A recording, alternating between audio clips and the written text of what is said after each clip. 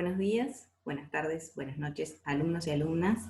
Estamos acá para desarrollar la unidad de pasivos diversos, ¿sí? En esta ocasión, para desarrollar los pasivos generados por los servicios de personal, es decir, los servicios de personal en relación de dependencia. Cuando hay un contrato de trabajo según la ley de contratos de trabajo, cuando una persona física se obliga a realizar actos, ejecutar obras o prestar servicios en favor de otra bajo la dependencia de esta, y la dependencia jurídica, económica y técnica, ¿sí? Esto lo pueden investigar, y cuando den legislación laboral van a tener mayores detalles de estos conceptos jurídicos, pero en definitiva existe una dependencia durante un periodo determinado o indeterminado de tiempo mediante el pago de una remuneración. Entonces existe por un lado una prestación de servicios y por el otro la contraprestación a cargo del empleador, ¿sí? Es decir, ese pasivo que se genera, la relación laboral genera un pasivo para el empleador, que es justamente la obligación de entregar una suma dineraria llamada remuneración a cambio de esa prestación de servicios por parte del empleado, ¿sí? Entonces, esta relación de trabajo genera pasivos para el empleador. Esos pasivos ocasionados por los servicios de personal deben reconocerse como costos o gastos de los periodos en que son prestados, ¿sí? Costos o gastos, ¿por qué el detalle? Porque depende del sector en donde se encuentre el empleado o prestando servicios, ¿sí? Ya lo vamos a ir viendo con mayor detalle. Como contrapartida, entonces, surgen las deudas laborales al reconocer las variaciones patrimoniales. Es decir, genera, por un lado, los costos laborales generados por la remuneración que abona el empleador al empleado, pero además hay contribuciones al sistema de seguridad social, ¿sí?, que debe abonar el empleador, y por lo tanto también se generan costos por ese lado, y eso como contrapartida genera deudas, ¿sí?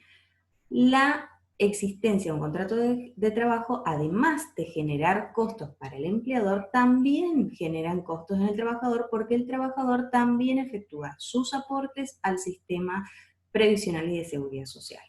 Entonces, los conceptos que tenemos que tener presentes en esta unidad, y para poder hacer el devengamiento y la liquidación, digamos, correspondiente, tenemos que considerar remuneraciones, que van a ser justamente que es la contraprestación del empleador, ¿no es cierto? Constituye la forma en que una empresa retribuye al trabajo del personal en relación de dependencia, que no debe ser inferior, dice la ley de contratos de trabajo, a un salario mínimo vital y móvil. El devengamiento periódico y el pago, es decir, tenemos por un lado devengamiento periódico y pago, que son inmediatos, es decir, en el mismo momento se devenga y se paga los sueldos y jornales, es decir, los distintos conceptos de remuneración que abarcan sueldos y jornales, a destajo, premios, comisiones, horas extras. Ese devengamiento es periódico y el pago diferido en el caso del sueldo anual complementario o de las vacaciones, ¿sí? Que son otros conceptos que conforman parte de lo que se retribuye al empleado.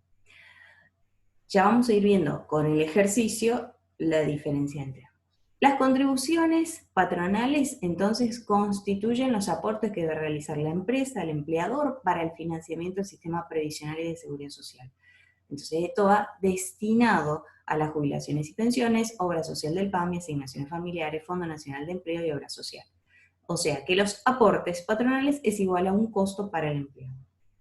A su vez, el empleador actúa como agente de retención de los aportes personales que corresponden al trabajador, que son los aportes que va a realizar el empleado para el financiamiento del sistema previsional y de seguridad social, destinado a jubilaciones y pensiones, a la obra social, PAMI, a su obra social elegida. Entonces, esos aportes personales conforman el costo para el empleado.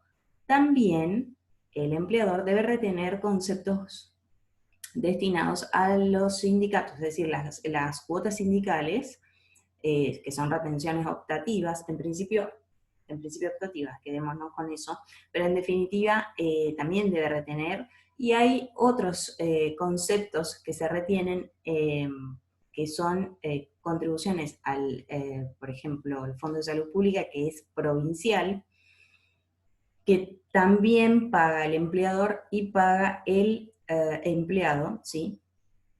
Y otros conceptos que conforman costos para el empleador están vinculados con la aseguradora de riesgo de trabajo. Pero bueno, esto lo tienen como un datito porque no lo damos como en detalle aquí, sino que simplemente vamos a hablar de cómo se contabilizan los servicios generados por la prestación de personal en relación de dependencia, ¿sí?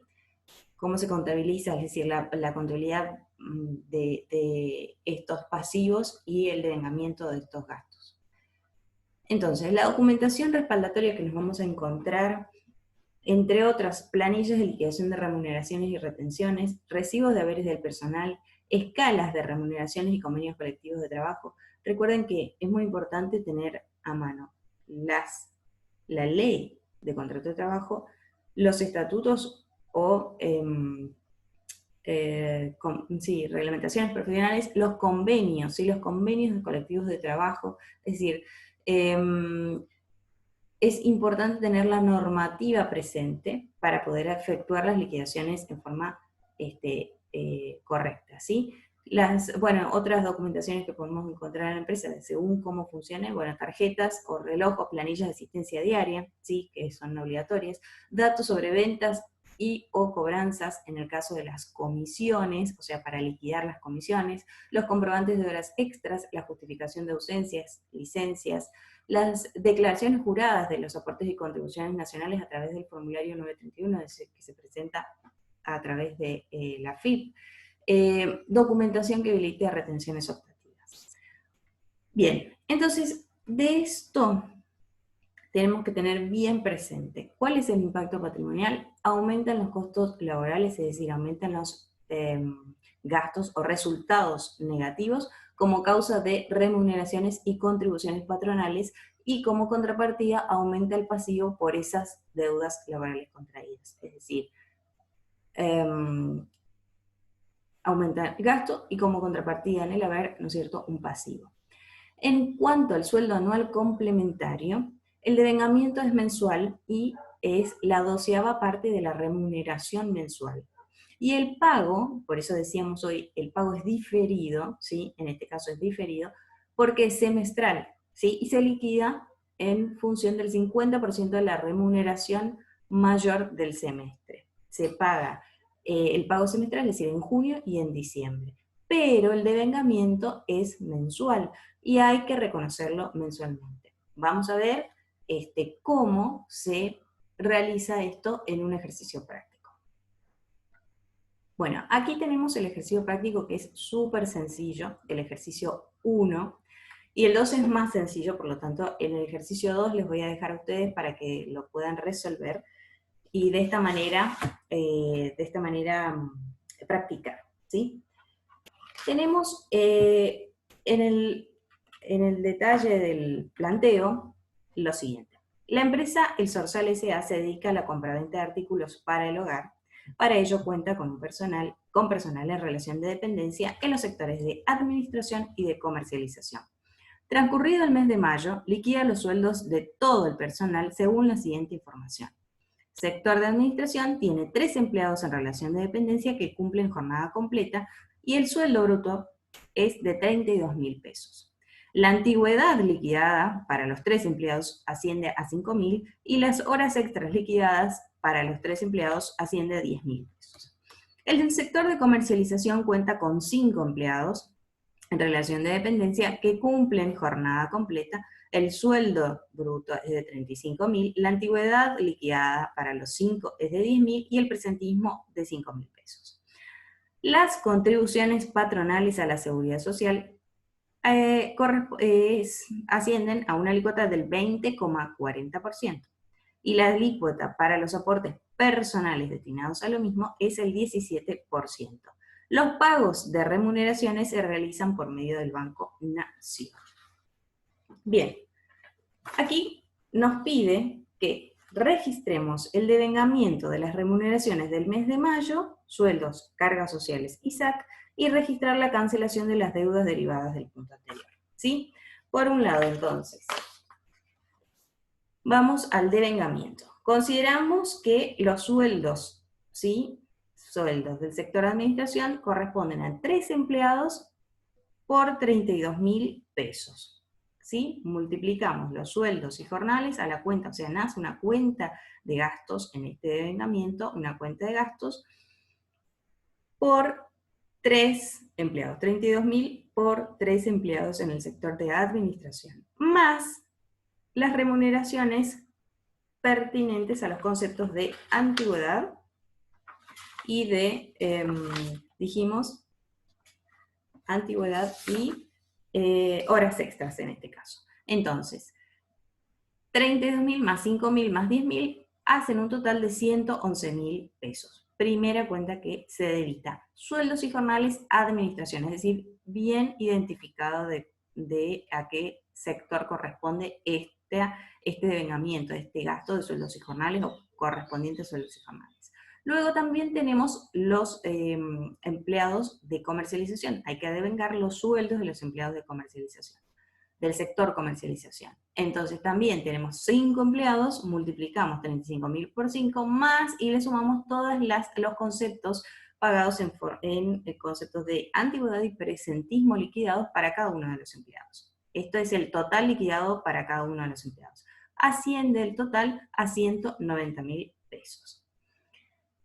Todo esto genera un pasivo, ¿sí? Un pasivo.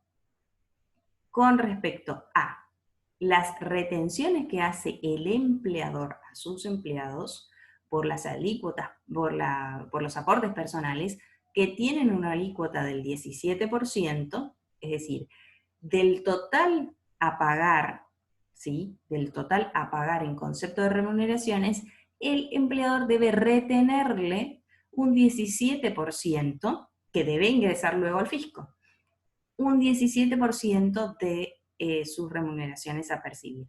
Entonces, nace un pasivo por parte del empleador como agente de retención, un pasivo contra el fisco, ¿sí? O sea, tiene que pagar, o a favor del fisco, que tiene que pagar 51.170 pesos en función de esas retenciones a depositar.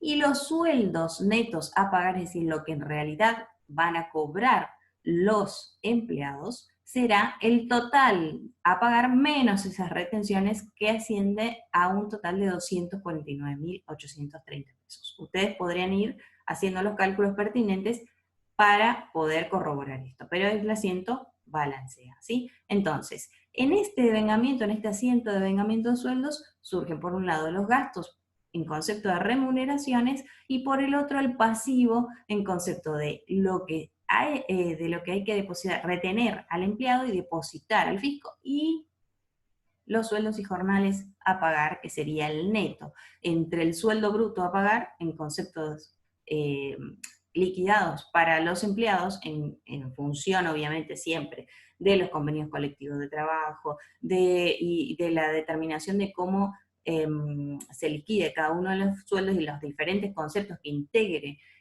la remuneración a pagar total, y luego se restan las retenciones y entonces se asume el pasivo a favor de los empleados por el neto a pagar, ¿sí? Bueno, muy bien.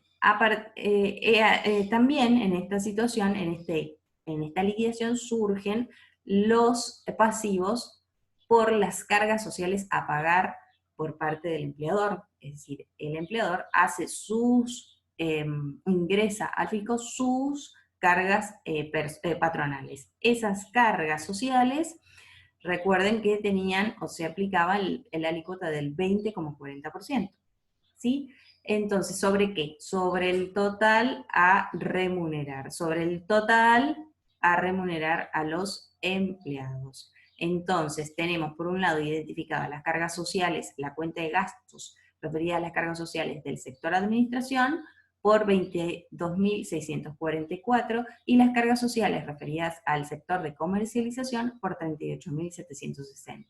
a cargas sociales a pagar, ¿sí? Que es un pasivo, asume, entonces acá se genera el pasivo por 61.404 pesos. Muy bien, estamos en el mes de mayo, ¿sí?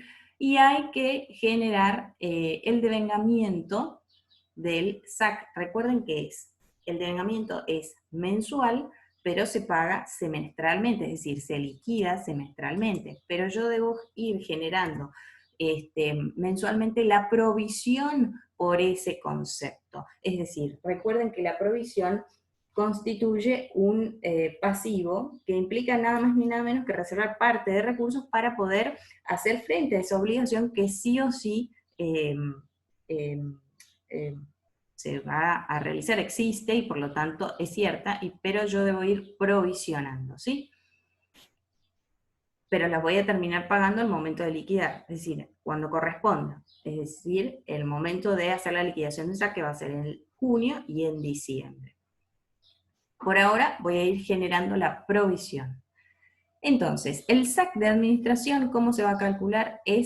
Recordemos, el SAC conforma la 12ª parte de la remuneración mensual. Por lo tanto, vamos a la remuneración mensual, ¿sí?, del mes de mayo y calculamos la 12ª parte de esa remuneración, en este caso para el sector de administración asciende a 9.250 y para el sector de comercialización 15.833,33. Hagan los cálculos y verifican, ¿sí? Entonces, esos conceptos, o sea, van a ser gastos que se van devengando esos gastos referidos a ese mes, a ese periodo. Eso también genera un gasto referido a las cargas sociales, porque yo voy a devengar las cargas sociales asumidas por el empleador, ¿sí? Que se calculan sobre ese SAC calculado, o sea, se calculan sobre el total del SAC que obtengo de dividir, ¿sí?, el sueldo por 12, o de hacer la 12ª parte o el 8,33% sobre el total remunerado, tanto para el sector de administración como para el sector de comercialización. El 20,40% sobre 9.250 asciende a 1.887. Y el 20,40% de 15.000, 3.230. Entonces, por un lado, genera el pasivo que representa, digamos, la provisión para el sueldo anual complementario de 25.083 pesos y la provisión para cargas sociales de 5.117 pesos, que reitero, se pagarán al momento de liquidarse cuando corresponde, en junio y en diciembre. Muy bien, después dice, la solicitud decía registrar el devengamiento y registrar la cancelación de las deudas derivadas del punto anterior. Bueno, ¿qué vamos a pagar en el mes de mayo? Vamos a pagar sueldos y jornales por 249.830 contra Banco Nación, porque decía, justamente uno de los datos, es que los pagos de remuneraciones se realizan por medio del Banco Nación. Entonces, sueldos y jornales a pagar se debita, ¿sí?, contra la cuenta Banco Nación, cuenta corriente, por el importe de 249.830, que es el total a pagar a los empleados. Luego, también voy a pagar todas las retenciones a depositar, que son exigibles, corresponden al mes de mayo, y las cargas sociales a pagar, es decir, las retenciones a depositar, que son los aportes personales de los trabajadores, y las cargas sociales que serían los aportes patronales, ¿sí? Todos contra cuenta Banco Nación, cuenta corriente, que ascienden a 112.574. Bueno, hasta aquí llegamos con el ejercicio 1.